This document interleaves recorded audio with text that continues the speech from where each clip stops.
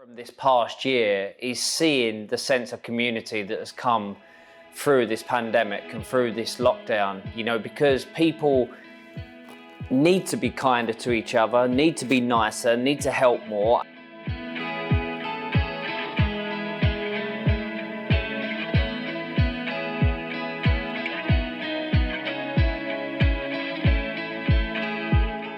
And there's a team that I've been keeping an eye on because they haven't won. They haven't won for 6 years. They've forgotten how to win. They've run out of money and they're lost, but they still try. Anyway, I put my hand up to coach them, to find some money to just keep them alive because it's their 100th year. So that's been my focus. Obviously, COVID hit in their 100th year, so their 100th year couldn't continue on. So yeah, I feel really lucky to have a community online, and especially with what I do in the health and fitness industry. I was lucky that I was able to run live workouts and offer that to people. I think everyone on this call knows that moving your body can just make you feel so good. And it was just crazy that even though when you were doing a live workout, obviously everyone was isolated at home by themselves, you still felt like you were working out with everyone on the live, and you felt that sense of community. And I think so important to connect with others. It's not necessarily about winning all the time. It's about having someone to talk to on the weekends. I just know that in my position, I can help. And yes, it is fulfilling, but these people live for it. And I grew up in the country and I know what it's like. You really do live for the weekends and you live to support one another, and it's very special.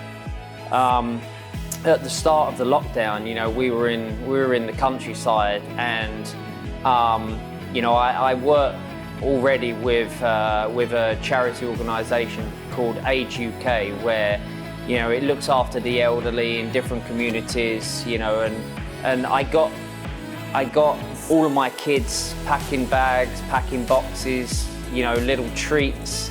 That then I drove and deliver the care packages to the elderly. If this is what kickstarts people being kinder to each other, then it's a great thing. And I think it's so inspiring to hear the stories that everyone's saying. It inspires me. It inspires people that hear these stories to actually do something different. We've got a lot of elderly neighbours, and one of my neighbours is actually 95 or 96 years old, Steph. And, she did get a few sort of meals sent to her at the beginning of the first lockdown. But at the same time, I felt, well, it's very easy for me to cook another meal, because I'm cooking 3 times a day anyway. And I'd take 2 of those meals over to Steph. And it's that sort of knock-on effect, or being able to pay it forward. And that's kind of my take from lockdown, and the community spirit that I take from my actual personal home. Yeah. That during the pandemic, especially at the very beginning when the lockdown was really strict, it was the frontliners, the people picking up the garbage, the guards, the cashiers, the people in the motorbikes delivering food. Those were the people that really ran the world. Because of them, the world didn't collapse. Show a lot of kindness, and that was as far as going out to the supermarkets and how you dealt with people out there. Was actually everybody was in the same situation as you were. Nobody cared if you're an Olympic champion or if you're in a superstar and all the rest of it. At the end of the day, everybody was locked up, so it was quite important to make sure we stuck to what was asked of us from the government to try and beat this together, because together we need to do our bit to help.